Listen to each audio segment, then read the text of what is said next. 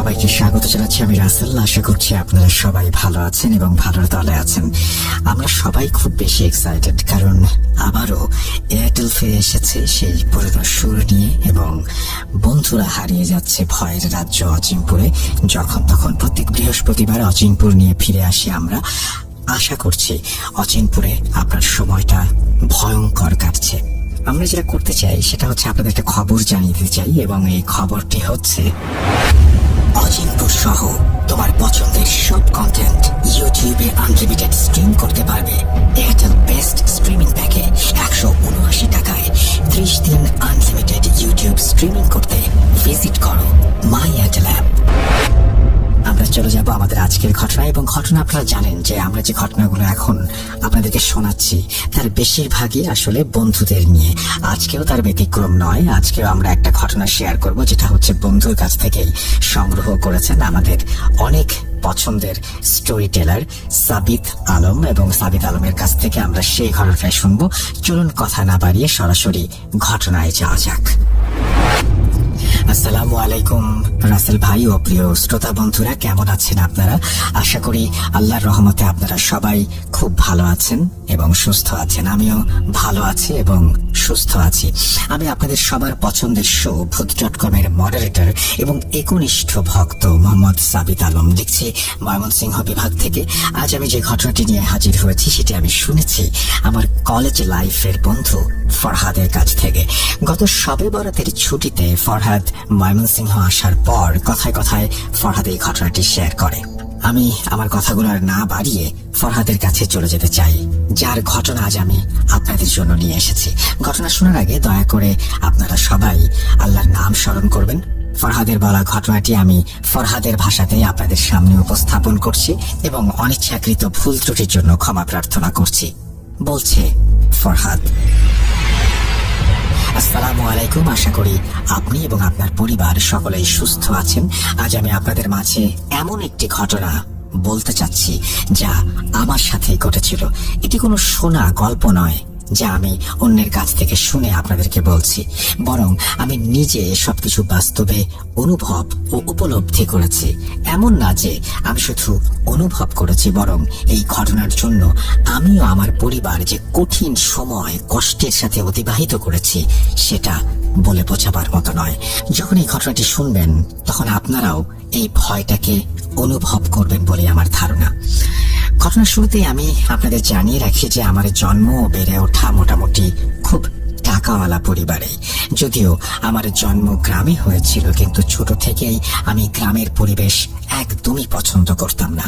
আমি সবসময় পড়াশোনার উপর ফোকাস করতাম, এবং আমার ইচ্ছা ছিল বড় হয়ে পরিবার নিয়ে শহরে চলে যাব। আমি মা বাবার সঙ্গে এ নিয়ে অনেকবার কথাও বলেছি, কিন্তু তারা গ্রাম ছাড়তে রাজি ছিলেন না। তাই ছোটবেলা থেকেই আমি ঠিক করে নিয়েছিলাম যে পড়াশোনায় মন দেব। আমি আমার ফুল ফোকাস পড়াশোনাতে দিয়েছিলাম, যেন পড়াশোনা করে শহরে আমি মুভ করতে পারি এবং সেখানেই বিয়ে শাদী করতে পারি। আমি আমার প্রাথমিক শিক্ষাটা গ্রামের স্কুল থেকেই নিয়েছিলাম।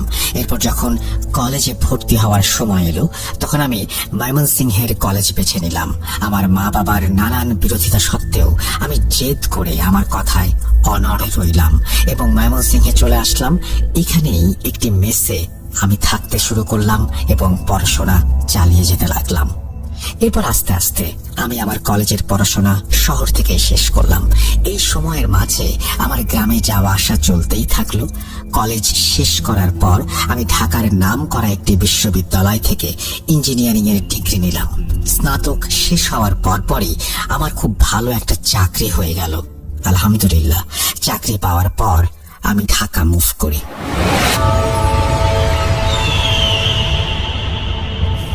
চাকরির মাঝে আমি খুব কম সময়ই গ্রামে যেতাম এবং বেশিরভাগ সময় ঢাকাতেই থাকতাম।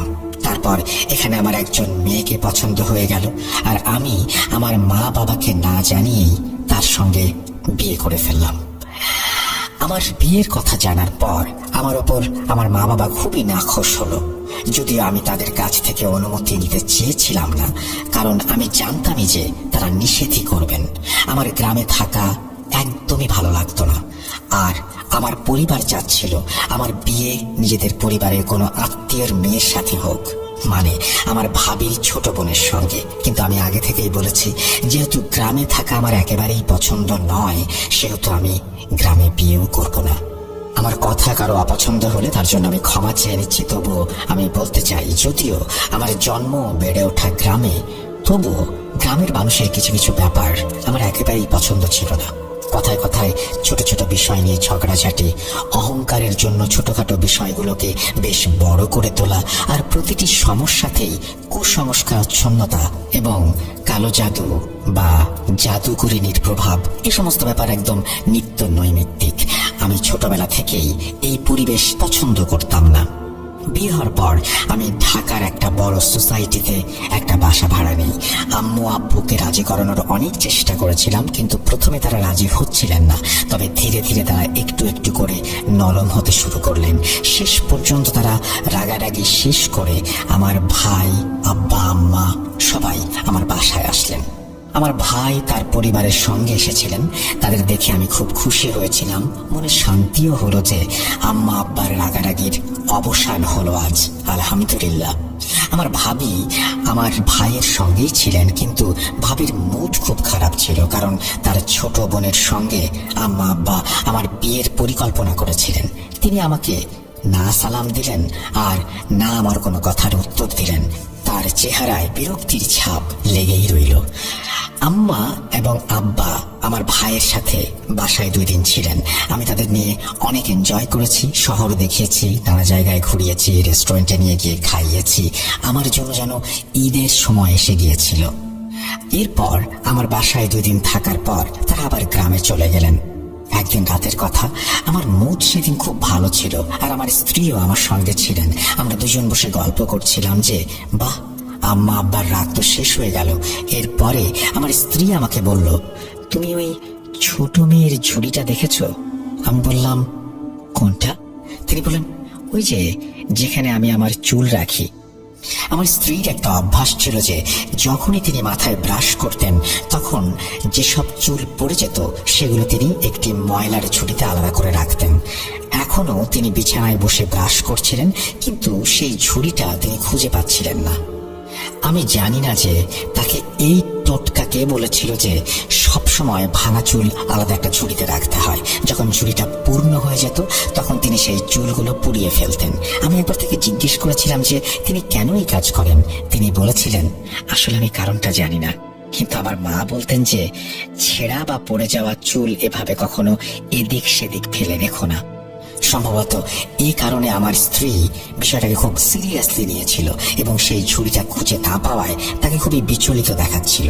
আমি তাকে আশ্বস্ত করলাম যে হতে পারে আম্মু ঝুড়িতে এত চুল দেখে সেটা ফেলে দিয়েছেন, অথবা বাচ্চারা খেলার ছলে কোথাও নিয়ে ফেলে দিয়েছে, কারণ আমার ভাইয়ের বাচ্চারা আমার রুমে প্রায় খেলতে আসতো। এসব নিয়ে এত চিন্তার কিছু নেই। আমি তাকে এসব বলে সান্ত্বনা দেওয়ার চেষ্টা করেছিলাম, কিন্তু তিনি তর্ক করেই যাচ্ছিলেন। বাচ্চারা আমার চুল দিয়ে কি করবে? কি কাজ থাকতে পারে ওদের? এরপর আমি তার সঙ্গে আর কোনো কথা না বাড়িয়ে ঘুমিয়ে পড়লাম এবং এই ঘটনা ভুলে গেলাম। আম্মা আব্বা চলে গিয়েছিল প্রায় 1 সপ্তাহ হয়ে গেছে। তখন একদিন হঠাৎ করে আমার স্ত্রীর শরীর খারাপ হয়ে গেল এবং তার প্রচন্ড জ্বর উঠল। তখন আমি অফিসে ছিলাম, তিনি আমাকে ফোনেও জানাননি। রাতে যখন আমি বাড়ি ফিরলাম, তখন তিনি জ্বরে পুড়ে যাচ্ছিলেন। আমি যখন জ্বর মাপলাম, তখন দেখলাম সেটা প্রায় 103 ডিগ্রি জ্বর। আমি তাকে বললাম, চলো দ্রুত ডাক্তারের কাছে যেতে হবে। তিনি আমাকে বললেন যে না, আমি মেডিসিন খেয়েছি, একটু পরে ঠিক হয়ে যাবে। এরপর তিনি চোখ বন্ধ করে শুয়েছিলেন। আমি তার জন্য স্যুপ বানাচ্ছিলাম। হঠাৎ আমার ঘর থেকে এমন একটা আওয়াজ ভেসে এলো, যেন কেউ কথা বলছে। সেই রুম থেকে আওয়াজটা আসছিল যে রুমে আমার স্ত্রী শুয়েছিলেন। আমি আমার স্ত্রীর নাম বলতে ভুলে গেছি, ক্ষমা করবেন। আমার স্ত্রীর নাম লামিয়া। যাই হোক, রুমের ভেতর আওয়াজ শুনে আমি অবাক হয়ে বললাম যে, লামিয়া, কার সাথে কথা বলছো? প্রথমে ভাবলাম হয়তো সে ফোনে কথা বলছে, কিন্তু সেই আওয়াজগুলো খুবই ভয়ানক ছিল। মনে হচ্ছিল কেউ যেন গলা খাকারি দিচ্ছে, গড় গড় করে কিছু বলছে। আমি চুলা বন্ধ করে আমার ঘরের দিকে এগিয়ে গেলাম। আমি যখন ঘরের দিকে এগিয়ে যাচ্ছিলাম, যত এগিয়ে যাচ্ছিলাম ততই শব্দগুলো যেন আরো তীব্র হচ্ছিল। সে এক অদ্ভুত আওয়াজ, মনে হচ্ছিল কারো গলা যেন জোর করে চেপে ধরে রাখা হয়েছে এবং সে কোনোভাবেই চিৎকার করতে পারছে না। যেমনই আমি দরজার হ্যান্ডেল খুললাম এবং ভেতরে গেলাম, তখন সেই আওয়াজগুলো বন্ধ হয়ে গেল। আমি লামিয়াকে দেখলাম যে সে চোখ বন্ধ করে বিছানায় শুয়ে আছে। আমি লামিয়াকে ডাকলাম এবং জিজ্ঞাসা করলাম, তুমি কিছু বলছিলে? লামিয়া নাবোধক মাথা নাড়ল। আমি এটাকে আমার ভ্রম মনে করে আবার স্যুপ বানাতে চলে গেলাম। সেদিন রাতটা এভাবেই কেটে গেল এবং পরের দিন আমার স্ত্রীর শরীর ভালো হয়ে গেল, কিন্তু সেই আওয়াজগুলো আমার মনের এক কোণে যেন রয়েই গেল। আমি বিশ্বাস করতে পারছিলাম না যে এই আওয়াজগুলো আমি নিজের কানে শুনেছিলাম। আমার তো ভুলও হতে পারে। যাক, আস্তে আস্তে আমাদের দিন কেটে যাচ্ছিল। এইভাবে প্রায় 2 সপ্তাহ কেটে গেল। আমার মনে আছে সেদিন ছিল জুম্মাবার। ওই দিন আমার অফিস ছিল না, আর আমি আরো 2 দিনের জন্য ছুটি নিয়েছিলাম, কারণ আমাদের গ্রামে যাওয়ার পরিকল্পনা ছিল। আম্মা আব্বাও আমাকে বলেছিলেন যে অবশ্যই আমাদের বউকে গ্রামে নিয়ে আসতে হবে। আমার পরিকল্পনা আগে থেকেই করা ছিল, শুধু জুম্মার নামাজ পড়ে বের হতে হবে। আমি লামিয়াকে বললাম, তুমি তাড়াতাড়ি খাবার তৈরি করে নাও এবং নামাজ পড়ে নাও। আমি মসজিদ থেকে নামাজ পড়ে আসছি, তারপর আমরা একসাথে খেয়ে বের হব। লামিয়াকে এসব বলে আমি নামাজের জন্য ঘর থেকে বেরিয়ে পড়লাম। যখন আমি বাড়িতে ফিরলাম এবং বাড়ির বেল বাজালাম, তখন ভেতর থেকে কেউ এলো না দরজা খুলতে। মনে হলো হয়তো লামিয়া বাথরুমে আছে বা নামাজ পড়ছে। আমি বাইরে 10-15 মিনিট অপেক্ষা করলাম, তারপর আবার বেল বাজালাম, তাতেও লামিয়া দরজা খুলতে এলো না। আমি লামিয়ার মোবাইলে কল করলাম, কিন্তু সে ফোন রিসিভ করলো না। তখন আমি চিন্তায় পড়ে গেলাম। আমি মেকানিক নিয়ে এলাম। এরপর দরজার লক খুলে আমি ভেতরে প্রবেশ করলাম। দেখলাম আমার স্ত্রী মাটিতে লুটিয়ে পড়ে আছে। লামিয়াকে এইভাবে অসুস্থ অবস্থায় দেখে আমার হাত পা ঠান্ডা হয়ে গেল। আমি দ্রুত রান্নাঘরে গিয়ে পানি নিয়ে আসলাম এবং তার মুখে পানি ছিটালাম। পানি ছিটানোর পর কিছুক্ষণ পর লামিয়া জ্ঞান ফিরে পেল, কিন্তু তার অবস্থা ছিল বেশ অদ্ভুত, ঠিক সেই রাতের মতো যেই রাতে আওয়াজগুলো আমি ঘরে শুনতে পেয়েছিলাম, অর্থাৎ গলা চেপে ধরা চিৎকারের আওয়াজ। সেগুলো এখন আমি লামিয়ার মুখ থেকে শুনতে পাচ্ছি। আমি বারবার জিজ্ঞেস করছিলাম, লামিয়া, তোমার কি হয়েছে? তোমার এই অবস্থা হলো কিভাবে? কিন্তু তার চোখে ছিল এক অদ্ভুত ভাব, গলা থেকে কেমন অদ্ভুত আওয়াজ বেরিয়ে আসছিল। আমি ভয় পেয়ে আম্মুকে ফোন করলাম এবং সব জানালাম। তখন আম্মু আমাকে তৎক্ষণাৎ বললেন, বাবা, গ্লাসে পানি নাও এবং তাতে সূরা ফাতিহা 7 বার পড়ে ফু দাও এবং ওর মুখে ছিটিয়ে দাও, ওকে খাওয়াও। আমি সাথে সাথেই পানি পড়া নিয়ে লামিয়ার মুখে ছিটিয়ে দিলাম। তখনই লামিয়া হঠাৎ করে চেতনায় ফিরতে লাগলো।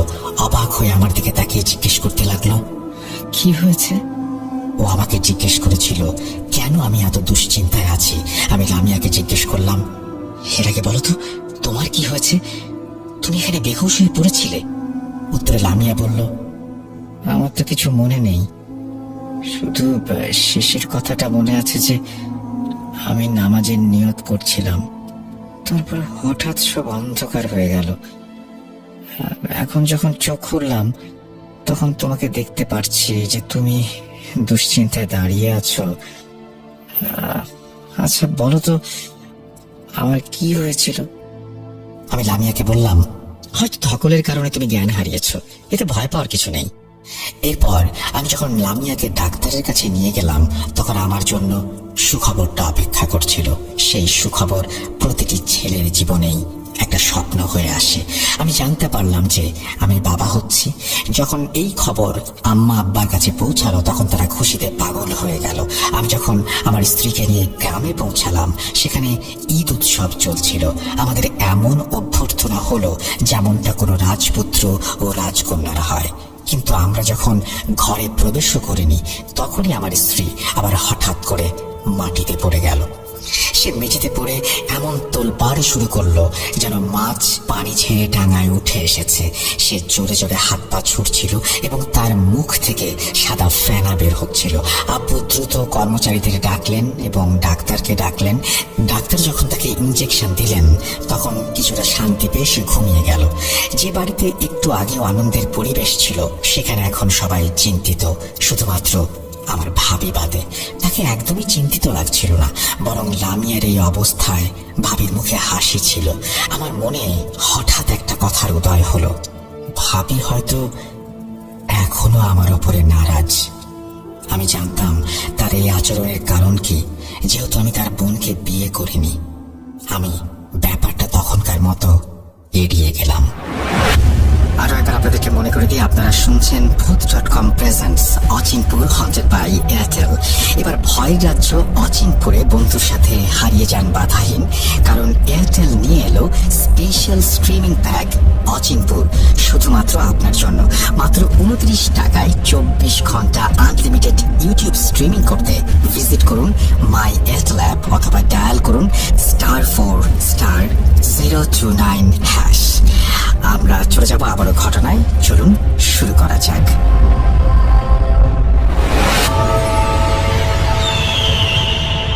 কিছুক্ষণ পর যখন লামিয়ার অবস্থাটা একটু ঠিক হলো, আমি তাকে জিজ্ঞেস করলাম, লামিয়া, তোমার সাথে কি আগে এমন কিছু হয়েছিল? মানে বিয়ের আগে কি তোমার সাথে এমন কোনো সমস্যা হয়েছিল? সে বলল, না, আজ পর্যন্ত কখনো এমন কিছু হয়নি। আমি জানি না এখন কি হচ্ছে। আমি খুব দুর্বল অনুভব করছি, আর কিছুদিন ধরে রাতে খুব অদ্ভুত অদ্ভুত স্বপ্ন দেখছি। আমি স্বপ্নের কথা শুনে আমি যেন একদম চমকে গেলাম। আমি লামিয়ার কাছে জানতে চাইলাম, কেমন স্বপ্ন? লামিয়া বলতে লাগলো যে, আমি জানি না কেন এমন হচ্ছে, মনে হচ্ছে কেউ আমাকে একটা কবরে দাফন করছে। 4-5টা অদ্ভুত মহিলা থাকে স্বপ্নে, যারা সে কবরের আশেপাশে দাঁড়িয়ে থাকে। তাদের মুখগুলো খুবই ভয়ঙ্কর এবং তাদের চোখগুলো যেন একে অপরের দিকে ঘুরে ঘুরে তাকাচ্ছে। আমি অবশ্য লামিয়ার কথা পুরোপুরি বুঝতে পারলাম না, কিন্তু এতটুকু বুঝতে পারলাম যে সে খুব অদ্ভুত কোনো স্বপ্ন দেখছে। আম্মু ওর মাথায় হাত বুলিয়ে দিচ্ছিলেন এবং ওকে শান্ত করার চেষ্টা করছিলেন। দোয়া দুরুদ পড়ে লামিয়ার গায়ে ফু দিচ্ছিলেন, কিন্তু এতে যেন লামিয়ার অবস্থা আরো খারাপ হয়ে যাচ্ছিল। আমি আম্মু আব্বুকে বললাম যে, আপনারা দয়া করে নিজেদের ঘরে গিয়ে বিশ্রাম করুন, চিন্তা করবেন না, আমি লামিয়াকে সামলে নেব। এরপর সবাই আমাদের ঘরে রেখে বাইরে চলে গেল। আমি আর লামিয়া একা ঘরে রয়ে গেলাম। আমি লামিয়ার কাছে জানতে চাইলাম, আসলে তোমার কি হয়েছে? আগে তো কখনো এরকম হয়নি। বেচারি আমার প্রশ্নের কি উত্তর দেবে? সে তো নিজেই খুব চিন্তিত। ও এতটাই দুর্বল ছিল যে বিছানা থেকে উঠতেও পারছিল না। আম্মু ও বাসার বাকি মহিলারা এসে এসে লামিয়ার জন্য খাবার দিয়ে যাচ্ছিল। আমি আমার শ্বশুর শাশুড়িকে আমার স্ত্রীর অসুস্থতার কথা বলিনি, কারণ আমি চাইনি তারা চিন্তিত হোক। আম্মু আমাকে বললেন, ফরহাদ, ওর স্বাস্থ্য ভালো নেই, তুমি শহরে গিয়ে একা একা ওকে কিভাবে সামলাবে? তোমার তো অফিসও আছে, এভাবে ও ভালো হবে না। ভালো হয় তুমি যদি অফিস থেকে ছুটি নিয়ে আরো কিছুদিন এখানেই থাকো, এখানে আমরা সবাই আছি যেহেতু। আমার মায়ের এই পরামর্শ ভালো লাগায় আমি অফিস থেকে ছুটি নিলাম। আমার কাছে অবশ্য আর কোনো উপায়ও ছিল না। যদিও আমি লামিয়াকে ওর বাবার কাছে রেখে যেতাম তাহলে ভালো হতো না, কারণ লামিয়া তাদের একমাত্র সন্তান, আর তারা যথেষ্ট বৃদ্ধ হয়ে গিয়েছিল। তাই ওদের পক্ষে লামিয়াকে সামলানো সম্ভব ছিল না। আর গ্রামের মধ্যে তো আমাদের অনেক কর্মচারীও রয়েছেন, তাই আমি ভেবেছিলাম যে গ্রামের পরিবেশে লামিয়া কিছুটা স্বস্তি পাবে। এরপর একদিন রাতে হঠাৎ করে আমার চোখ খুলল, আর আমি সেই পুরনো আওয়াজগুলো শুনতে পেলাম, মানে গুটিতে গুটিতে চিৎকার। যখন আমি দিক পরিবর্তন করে দেখলাম, তখন আমার স্ত্রী বিছানায় বসেছিল, আর সেই আওয়াজগুলো তার গলা থেকে বের হচ্ছিল। আমি লামিয়াকে ডাকলাম আর জিজ্ঞাসা করলাম, লামিয়া, সব ঠিক আছে? তুমি মাঝরাতে উঠে বসে আছো কেন?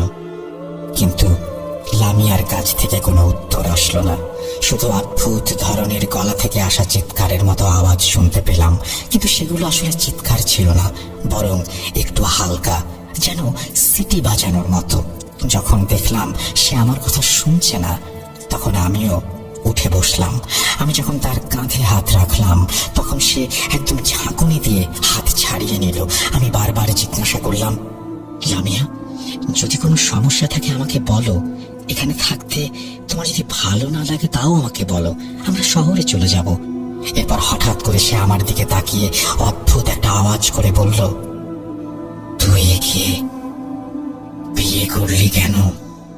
এই কথা শুনে আমি অবাক হয়ে লামিয়ার দিকে তাকালাম আর ভাবলাম তার গলার আওয়াজে কি হয়েছে, আর এই ধরনের একটা প্রশ্ন সে কেন করছে। আমি বললাম, লামিয়া, তুমি কি বলছো? এর মানে কি? আমি তোমাকে কেন বিয়ে করলাম মানে? আমাদের দুজনের ভালোবাসার বিয়ে এটি। লামিয়ার পরের কথাগুলো শুনে আমার মাথা ঘুরে গেল। সে বলল, এখনই একে তালাক দে, না হলে আমরা একে মেরে ফেলবো। এই কথা বলতে বলতেই লামিয়া একদম অজ্ঞান হয়ে পড়ে গেল। আমি তাড়াতাড়ি উঠে আম্মুর কাছে চলে গেলাম। আম্মুর কাছে গিয়ে যখন আমি সব কথা বললাম, তখন তিনি একেবারে মহা চিন্তিত হয়ে গেলেন। বললেন, বাবা, আমার মনে হচ্ছে এটা কোনো রোগ নয়, বরং এর সঙ্গে কিছু জাদুটোনা জড়িত। জাদুটোনার কথা শুনে আমি চিন্তায় পড়ে গেলাম। পরের দিন সকালে আমাদের চোখ খুললো, তখন আমার স্ত্রী বলল, এখান থেকে চলো, এখানে আমার খুব অস্থির লাগছে, ভালো লাগছে না।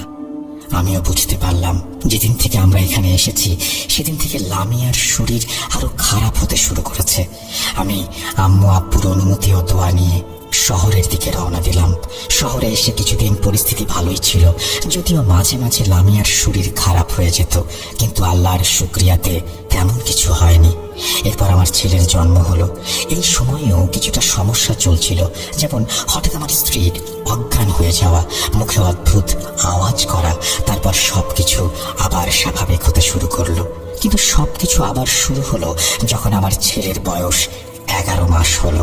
একদিন যখন আমি বাড়ি ফিরলাম, তখন ঘরের ভেতর থেকে আমার ছেলের চিৎকারের আওয়াজ শুনতে পেলাম। আমি দৌড়ে ঘরে গেলাম, আর যা দেখলাম সেটা এমন ছিল যে আমার ছেলে সোফার উপর পড়েছিল আর আমার স্ত্রী তার গলা চেপে ধরেছিল। এই দৃশ্য দেখে আমার অবস্থা খারাপ হয়ে গেল। আমি দ্রুত গিয়ে ছেলেকে বাঁচানোর চেষ্টা করলাম, কিন্তু কিছুতেই তাকে ছাড়াতে পারলাম না। আমি তো গ্রামের ছেলে, যথেষ্ট কর্মঠ আমি। আমার স্ত্রী তো ধনী পরিবারের মেয়ে, গায়ে এত জোরও নেই, কিন্তু তার হাত থেকে আমি আমার ছেলেকে ছাড়াতে পারছিলাম না। হঠাৎ করে আমার মাথায় একটা চিন্তা এলো। আমি সূরা ফাতিহা পড়া শুরু করলাম। যখনই আমি সূরা ফাতিহা পড়া শুরু করলাম, লামিয়ার শরীর ধীরে ধীরে শিথিল হতে শুরু করলো। সে পেছনে বিছানায় অজ্ঞান হয়ে পড়ে গেল। আমি তখন লামিয়ার কোনো চিন্তাই করিনি। আমার চিন্তা ছিল আমার ছেলেকে নিয়ে। এতটুকু ছেলে মরেই তো যেত। আল্লাহর রহমতে তেমন কিছু আর ওই দিন হয়নি। আমি আমার স্ত্রীর ওপর খুব নাখোশ ছিলাম, এই ভেবেছে সে কি করছে। আল্লাহ না করুক, যদি আমি সময় মতো পৌঁছাতে না পারতাম, তাহলে কেমন বড় একটা বিপদে পড়তে পারতো আমার ছেলেটি। এরপর যখন লামিয়ার চেতনা ফিরল এবং আমি তাকে বকতে শুরু করলাম, সে নিরীহ মুখে আমার দিকে তাকালো। মনে হচ্ছিল ও কিছুই বুঝতে পারছে না, ওর মনে নেই কি ঘটেছে। ওর মুখের চাউনি দেখেই আমি খুব তাড়াতাড়ি বুঝে গিয়েছিলাম যা কিছু হয়েছে সেটা সে একেবারেই উপলব্ধি করতে পারেনি। কিন্তু তারপর থেকে ঘটনাগুলো একের পর এক ঘটতেই থাকলো। পরের দিন সারা ঘরে রক্তের ছিটে দেখতে পেলাম। ওই ছিটেগুলো প্রতি ঘরের দেয়ালে ছিল, এমনকি ওয়াশরুমেও। তারপর তার ঠিক 2 দিন পরে রাতে আমি আর আমার স্ত্রী ঘুমাচ্ছিলাম, তখন আমার পাশের রুম থেকে চিৎকারের আওয়াজ এলো, যেই ঘরে কেউ ছিল না। আমরা দুজনে দৌড়ে গেলাম। ঘরে গিয়ে আমাদের চোখ ছানা বড়া। আমাদের ছোট্ট ছেলেটা সেই ঘরের বিছানায় কিভাবে এলো, আর কাঁদছেই বা কেন? হঠাৎ করে আমার স্ত্রী বলল, দেখো, এখানে একটা মেয়ে আর একটা ছেলে দাঁড়িয়ে আছে। আমি ওর কথা শুনে সারা ঘরে চোখ বুলালাম, তন্ন তন্ন করে খুঁজলাম, কাউকে দেখতে পেলাম না। এরপর লামিয়া বলল, ওরা দুজন কি বলছে জানো? ওরা বলছে যে এখানে একজন আন্টি দাঁড়িয়েছিলেন, যাকে দেখতে খুব ভয়ঙ্কর লাগছিল। এবং যখন লামিয়া ভ্রমের মাঝেই সেই 2টো বাচ্চার কথা বলছিল এবং আন্টির বর্ণনা করছিল, তখন সেটা ঠিক একই মহিলা ছিল যাকে আমরা স্বপ্নে দেখতে পেয়েছিলাম। এখানে একটা কথা বলে রাখি, যখন থেকে লামিয়ার সাথে এই ঘটনাগুলো ঘটছিল, অর্থাৎ যখন আমাদের ছেলের গলা চেপে ধরার চেষ্টা করেছিল লামিয়া, তখন থেকেই আমি অফিসের কাজ ঘর থেকে করছিলাম। এখন আমি বাচ্চাটাকে ওর সঙ্গে একা ছাড়তে পারি না। এমন অবস্থায় একদম নিশ্চিত হয়ে গিয়েছিলাম আমি যে আমাদের কারো সাহায্য নিতে হবে। এই কারণে যখন আমি আমার বন্ধুদের সঙ্গে বললাম এই বিষয়ে, তখন একজন বৃদ্ধ লোকের সাথে আমাদের দেখা হলো। আমি প্রথম সুযোগে আমার স্ত্রী ও সন্তানকে নিয়ে ওনার কাছে চলে গেলাম। বৃদ্ধের বাড়িতে তখন প্রচুর ভিড় ছিল। যখন আমাদের পালা এলো, আমি বৃদ্ধ লোকের সাথে কথা বলতে যাচ্ছিলাম, কিন্তু তিনি নিজেই বললেন, বাবা, তোর কিছু বলার দরকার নেই। আমি দেখতে পাচ্ছি যে তোর এবং তোর পরিবারে কি চলছে। তোর পরিবারে যেটা হচ্ছে সেটা জাদু, আর এই জাদু যেখান থেকে হচ্ছে সেটা তোরই পরিবার। আমি তাকে জিজ্ঞেস করলাম, হুজুর, এর চিকিৎসা কি? তিনি বললেন, বাবা, প্রথমে তো তোকে ওই সব কিছু বাইরে বের করতে হবে যা তোর বউকে খাওয়ানো হয়েছে। প্রথমে আমি বুঝতে পারিনি তিনি কি বলছেন, কিন্তু তারপর তিনি কিছু তাবিজ দিলেন এবং বললেন, এই তাবিজগুলো পানিতে মিশিয়ে তোর বউকে পান করা। এরপর তার বমি হবে এবং সেই বমিতে সবকিছু বেরিয়ে আসবে যা তোর বউয়ের ওপর জাদু করার জন্য খাওয়ানো হয়েছে। আমার জন্য পুরো ব্যাপারটা নতুন ছিল। আমি কিছুই বুঝতে পারছিলাম না হুজুর কি বলছেন, কিন্তু যেভাবে তিনি বললেন সেইভাবে কাজ করলাম। সেই তাবিজগুলো পানিতে মিশিয়ে যখন লামিয়াকে সেই পানি পান করালাম, তখন সে একদম একাধারে বমি করতে শুরু করলো। লামিয়ার বমির বেগ এতটা তীব্র ছিল যে বমির সঙ্গে রক্তের গলিত অংশ বের হচ্ছিল। 4 দিন ধরে ক্ষণে ক্ষণে সে লাগাতার বমি করতে থাকলো।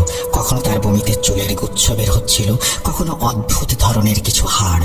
তার বমি ছিল অদ্ভুত এবং সেই বমির গন্ধ ছিল অবর্ণনীয়। ওই সময়টা সারা বাড়ি থেকে কিছু অদ্ভুত আওয়াজ আসছিল। কখনো মনে হতো ঘরের কোনায় কেউ বসে কাঁদছে, আবার হঠাৎ সেই আওয়াজ মিলিয়ে যাচ্ছিল।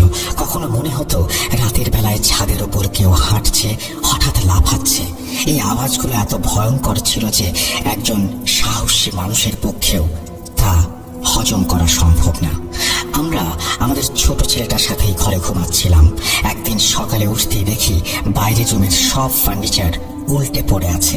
প্রথমে দেখে মনে হলো যেন বাইরে থেকে চোর ঢুকেছে, কিন্তু যখন দেখি দরজা সব আগের মতো বন্ধ ছিল। ওই হুজুর আমাদের 5 দিনের তাবিজ দিয়েছিলেন। ওই 5 দিনে অনেক কিছু ঘটেছিল। এরপর যখন আমরা আবার সেই হুজুরকে দেখাতে গিয়েছিলাম, তিনি ইস্তেখারা করে বললেন, না, যে জাদু করেছে সে ক্রোধের বশে পাগল হয়ে গেছে। আমি একটা জাদু কাটাচ্ছি আর সে সাথে সাথেই আরো একটা জাদু করছে। এরপর আমরা সেই হুজুরকে জিজ্ঞেস করলাম, এখন এর সমাধান কি? তিনি বললেন, বাবা, এখন আমাকে এই নির্দয় ব্যক্তির সঙ্গে মোকাবেলা করতে হবে। আমি প্রথমে চেয়েছিলাম যে শুধু চিকিৎসায় কাজ করি, কিন্তু এখন সে জাদু করার কাজ ছাড়ছে না। তাই বাধ্য হয়ে আমাকে এই জাদু তার উপর ফেরত দিতে হবে। আর যদি সে এখনো না থামে, তাহলে তার জান হারিয়ে ফেলতে পারে এর ফল হিসেবে। ওই বৃদ্ধ আমাকে আরো 100টা তাবিজ দিলেন এবং বললেন যে এই 10টা তাবিজের কাজ আমাকে 10 দিন করতে হবে। ধুনি জ্বালিয়ে লামিয়াকে 10 দিন শুকাতে হবে এবং সেই ধুনি দিয়ে পুরো ঘরে ধোঁয়া ছড়িয়ে দিতে হবে। আমি অফিসের সব কাজকর্ম ছেড়ে দিয়ে শুধু এই কাজে ব্যস্ত হয়ে পড়লাম। আমাদের বাচ্চাদের সেফটি আমার জন্য সবচেয়ে বেশি গুরুত্বপূর্ণ ছিল। ওই 10 দিন এত ভয়ের ছিল যে আমি বোঝাতে পারবো না। প্রতিদিন কিছু না কিছু ঘটতো। কখনো আমার বাচ্চার আশেপাশে ঘরে কালো বিড়াল দেখা যেত। যখন আমি আমার বাচ্চার কাছে যেতাম, বিড়ালগুলো গায়েব হয়ে যেত। আমি বাথরুমের আয়নায় এক মহিলাকে পেছনে দাঁড়িয়ে থাকতে দেখতাম, সেই মহিলা যার বর্ণনা লামিয়া আমাকে দিয়েছিল। কিন্তু যেহেতু সেই বৃদ্ধ হুজুর আগে থেকেই বলে দিয়েছিলেন যে এমন সবকিছু হবে এবং ধৈর্য ধরতে হবে আমাদের, তাই আমি স্থায়ীভাবে ঘরে কোরআন তেলাওয়াত চালিয়ে রাখতাম। আমার ছেলেটার শরীরে হাতের দাগ দেখা যেত। মনে হতো কেউ ওকে অনেক জোরে মেরেছে। আমাকে রাতের বেলা জাগতে হতো। আর আস্তে আস্তে আমার অবস্থা খুব খারাপ হয়ে যাচ্ছিল। কিন্তু আমি স্ত্রী ও বাচ্চার সামনে ভেঙে পড়ার পাত্র ছিলাম না, কারণ যদি আমি ভেঙে পড়তাম তাহলে ওদেরকে সামলাতো। আমার স্ত্রী খুব দুর্বল হয়ে পড়েছিল। তাকে দেখে মনে হতো যেন সারা শরীরের সব রক্ত পানি হয়ে গেছে। ওর মা বাবাও ওর এই অবস্থা নিয়ে চিন্তিত ছিলেন, আর সময় সময় তারা তার জন্য কোনো না কোনো তদবিরের ব্যবস্থা করতেন। খোদা খোদা করে 10 দিন পার হলো। যেভাবে পার হলো সেটা আমি বোঝাতে পারবো না। শুনতে হয়তো তেমন ভীতিকর মনে হবে না, কিন্তু সেই প্রতিটা মুহূর্ত আমার অনুভব করা, চোখের সামনে দেখা এবং এক অদৃশ্য ভয়ের অনুভূতি, যে কোনো সময় যে কোনো কিছুই হতে পারে। এই অবস্থার জন্য আমাদের প্রায় মারা যাওয়ার অবস্থা হয়েছিল। কিন্তু যেই আমাদের চিকিৎসা শেষ হলো, আমার গ্রাম থেকে খবর এলো যে আমার ভাবির ইন্তেকাল হয়ে গেছে এবং তার মৃত্যু খুবই ভয়াবহভাবে হয়েছিল। আমি বুঝতে পারলাম যে ভাবির মৃত্যুর পেছনের কারণ কি। ওই বৃদ্ধ হুজুর বলেছিলেন, যেই ব্যক্তিটি এই জাদু করেছে তার উপরে জাদু ফেরত দেয়া হবে এবং তার ফলে তার মৃত্যু হতে পারে। আমার ভাই যখন আমাকে জানালো মারা যাবার আগে ভাবির কি অবস্থা হয়েছিল, তখন আমি 100% নিশ্চিত ছিলাম যে এই জাদু করার লোক আর কেউ নয়, আমার ভাবি। ভাইয়ের এ বিষয়ে কিছু জানা ছিল না, তিনি সম্পূর্ণ নির্দোষ। কিন্তু সেই নির্দয় আর ক্রোধের বশে অন্ধ হয়ে যাওয়া মহিলা যে নিজের আত্মমর্যাদাকে সন্তুষ্ট করতে গিয়ে আমার সাজানো সংসার নষ্ট করার চেষ্টা করেছিল, আমার বউকে মারার চেষ্টা করেছিল, কিন্তু শেষ পর্যন্ত ফলাফল হলো বিপরীত। আমি এখন সেই মহিলার প্রতি এতটাই ঘৃণা অনুভব করি যে আমি তাকে এখনো মাফ করিনি এবং কিয়ামতের দিনও মাফ করব না। সে আমার জীবনকে জাহান্নাম বানানোর চেষ্টা করেছে, কিন্তু শেষ পর্যন্ত জাহান্নামই তার নসিবে ছিল। ভূত.কমের মাধ্যমে শ্রোতাদের কাছে আমি একটা কথাই বলতে চাই, দয়া করে এই ঘটনাটি যত বেশি মানুষের কাছে পৌঁছাতে পারেন পৌঁছাতে দিন। এখন আমি আপনাদের জানিয়ে রাখি যে আমার ভাবির মৃত্যুর পর আল্লাহর অশেষ কৃপায় প্রায় 7 মাস হয়ে গেছে। আমরা সবাই খুব খুশি এবং ভালোভাবে জীবন কাটাচ্ছি। আমার স্ত্রীর স্বাস্থ্য মাশাআল্লাহ ঠিক হয়ে গেছে, বাচ্চাটাও বড় হচ্ছে। কিছুদিন আগে যখন আমি গ্রামের বাড়িতে গিয়েছিলাম, তখন আমার ভাইয়ের ঘরে যেতে হয়েছিল আমাকে কোনো এক কাজে, যার স্ত্রী আমাদের উপরে জাদু করেছিলেন। আমার মনে হয় আমি চার্জার নিতে গিয়েছিলাম অথবা অন্য কিছু। যখন আমি চার্জারের খোঁজে বিছানার পেছনে সুইচে হাত দিলাম, তখন একটা শক্ত কিছু আমার হাতে লাগলো, এরকম আমি একটা অনুভব করলাম। যখন সেই জিনিসটা টেনে বের করলাম, তখন যা দেখলাম সেটা ছিল আমার স্ত্রীর চুলের সেই ছোট ঝুড়ি, যা আমাদের বাড়ি থেকে গায়েব হয়ে গিয়েছিল। সেই ঝুড়ি তাহলে আমার ভাইয়ের ঘরে কি করছে? এই ঝুড়িটি না পেলে আমার মনে হয়তো একটু সন্দেহ রয়েই যেত, ভাবি হয়তো এমন কিছু করেনি। এই ঝুড়ি দেখার পরে সব সন্দেহের অবসান হলো। এই বলে আমার বন্ধু ফরহাদ তার ঘটনা শেষ করে এবং তার পরিবারের জন্য দোয়া করতে বলে। এই ছিল আপনাদের জন্য কালেক্ট করা ঘটনা। যদি ভালো লাগে অবশ্যই আমাকে জানাবেন। এই বলে সাবিত তার ঘটনা শেষ করেছেন। আপনাদের সকলকে অসংখ্য ধন্যবাদ এতক্ষণ পর্যন্ত আমাদের সঙ্গে থেকে ঘটনাটি শোনার জন্য। আমরা চলে যাব আমাদের পরবর্তী ঘটনাগুলোতে এবং আপনারা জানেন, আরো একবার মনে করিয়ে দিয়ে, আপনারা শুনছেন ভূত.com presents Achinpur haunted by Airtel. Achinpur এমন একটা জায়গা, এমন একটি রাজ্য যেখানে শুধুই ভয় এবং যেখানে বন্ধুদের নিয়ে হারিয়ে যেতে ইচ্ছে হয়। এবার ভয়ের রাজ্য অচিনপুরে বন্ধুর সাথে হারিয়ে যাও এখনই, কারণ এয়ারটেল নিয়ে এলো স্পেশাল স্ট্রিমিং প্যাক অচিনপুর, শুধুমাত্র তোমার জন্য। মাত্র 29 টাকায় 24 ঘন্টা আনলিমিটেড ইউটিউব স্ট্রিমিং করতে ভিজিট করো মাই এয়ারটেল অ্যাপ অথবা ডায়াল করো *4*029# নম্বরে। আমরা পরবর্তী ঘটনায় যাচ্ছি, যে ঘটনাগুলো আপনারা আগেও শুনেছেন বা শোনেননি বা বারবার শুনতে চাইবেন, যে ঘটনাগুলো 100 বার শুনলেও পুরনো হয় না। চলুন চলে যাই আমরা পরবর্তী ঘটনাগুলোতে।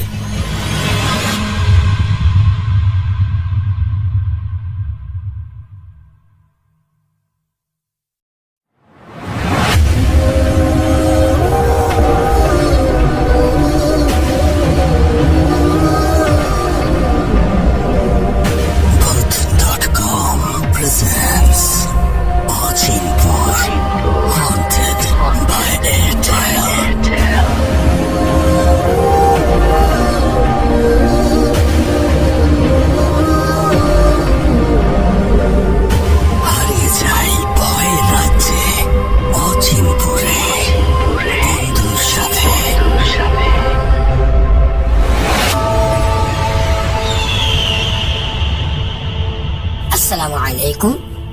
আলহামদুলিল্লাহ, আমি ভালো আছি এবং আশা রাখি ভূত.com এর পরিবার সদস্য সকল শ্রোতাবৃন্দরাও আলহামদুলিল্লাহ ভালো আছেন। ভাইয়া, আজকে আমি যে ঘটনাটা শেয়ার করব সেটা হচ্ছে মতিঝিল এলাকা গৃহকর্মী যারা গৃহ পরিচারিকা কাজ করে থাকেন। একটি বাড়িতে 3টি গৃহকর্মী আছেন। 3 জনের সাথেই কিছু অলৌকিকতা বা যাকে বলা হয় জিনে ধরা 3 জন গৃহ পরিচারিকার কাছেই মানে অহরহ ঘটতে থাকে ঘটনাগুলো, এবং সবারই ধারণা যে সমস্ত কর্মগুলো ওই বাড়িতে হয়ে থাকে, তো সবার ভিতরে, বাড়ির সদস্যদের ভিতরে সবার ভিতরে একটা প্রশ্ন যে ওদেরকে এত খাওয়া টাকা সবই দেওয়া হয়, এরপরেও কেন তারা চুরি করে থাকে। কিন্তু পরবর্তীতে যেটা জানা গিয়েছে সেটা তারা নয়, 3 জন যারা গৃহকর্মী আছেন 3 জনের সাথেই বদ জিন, খারাপ জিনগুলো তাদের সাথে থাকেন। এবং এক পর্যায়ে যখন খুব ভয়াবহ অবস্থা হয়ে থাকে, পরবর্তীতে আমি সেখানে গিয়েছি এবং দেখিয়ে আসলাম, তাদের সাথে আলোচনা করে সবকিছু দেখে ঠিক করে আসছি যে এই ভয়াবহ কিছু আমি ঘটনাটা বলবো। যিনি সর্বপ্রথম একটু বয়স্ক, যেটাকে বলা হয় বৃদ্ধ, উনি আমাকে সম্পূর্ণভাবে যেভাবে বলল যে বিকেলে 3টা বা 4টার দিকে তাদের ফ্যামিলি যারা মালিকানাধীন আছেন তারা সকলেই একটু বাহিরে বের হয়, এবং যাওয়ার সময় বলে গেছে যে তোমরা কিন্তু ঠিক মতো কাজ করে নেবে, দেখশন করে নেবে, কোনোভাবেই দরজা খুলবে না, অনেক কিছু তাদেরকে বলে দিয়ে গিয়েছিল। এটা প্রতিবার বলে থাকে। তো যারা চলে গেল ফ্যামিলির সদস্যরা, তারা 3 জন গৃহকর্মীরা যার যার কাজ করলো, এবং 3 জনই তাদের যে রুম ছিল, কাজ করতে ক্লান্ত হয়ে তারা দুপুরে খাওয়া দাওয়ার পরে বিকেল দিকে আর কি একটু ঘুমিয়েছিল। তারা চলে যাবার পরে, ফ্যামিলির সদস্যরা চলে যাবার পরে তারা একটু ঘুমিয়ে পড়েছিল। এই ঘুমটা এমন ঘুমিয়েছিল বেশ লম্বা। সন্ধ্যার সময় তাদের কিন্তু খবর নেই যে উঠতে হবে, 12 কাজ ছিল, 10টা-11টা বেজে গিয়েছিল, এবং যারা ফ্যামিলি বাহিরে গিয়েছিল তারাও আসছে রাত করে। এখানে সবচেয়ে বড় যেটা আশ্চর্য সেদিন ঘটনা ঘটেছিল, সন্ধ্যার সময় যে পুরো বাড়ির 3টা গৃহকর্মীরা ঘুমিয়েছিল, কিন্তু ঘরের প্রতিটি ঘরের বাতিগুলো জ্বালিয়ে কে দিয়েছিল। এবং আরো মজাদার যে বিষয়, ভয়ঙ্কর যে বিষয়গুলো হয়ে থাকে, রাতের যে খাবার তৈরি করা, তাদেরকে যে মেনু দেওয়া হয়েছিল তারা রাতে এসে কি খাবে, কারণ বাহিরে যাচ্ছে, বাহিরে খাবার খাবে, বাসায় আসলে তেমন কিছু খাবে না, হালকা খাবার খাবে, তা যেন তৈরি করে রাখা হয় সেটা বলে গিয়েছিল। এবং সবচেয়ে সেটা আশ্চর্যই হয়েছিল যে তাদের খাবার টেবিলে সেটা পরিবেশন করা হয়েছে। এবং আরো সবচেয়ে যে তারাদের বিকেল বেলাতে রাত হয়ে গেলে যে দরজা, জানালা, পর্দা সবকিছু বন্ধ করে দিতে হয়, স্প্রে করতে হয় মশার জন্য, আরো যেগুলো সুন্দর পরিষ্কার পরিচ্ছন্ন করতে হয়। তাদের ইচ্ছে ছিল ঘুম থেকে উঠে এটা 3 জন মিলে সুন্দর করে করে রাখবে।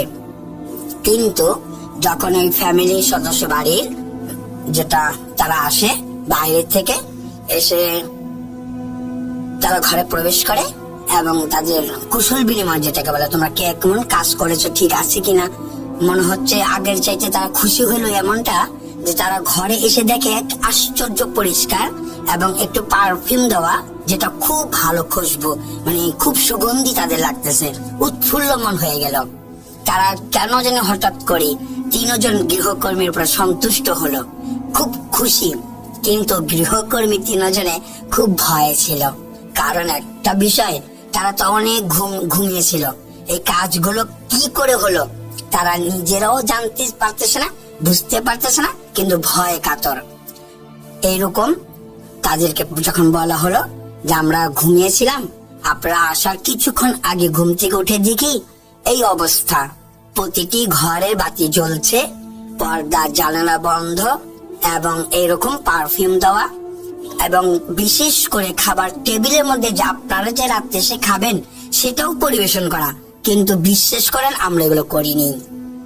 ওনারা হাসলো, তো বললো হ্যাঁ তোমরা করনি, তোমাদের 3 জনের সাথে জিন এসে সব করে দিয়ে গেছে।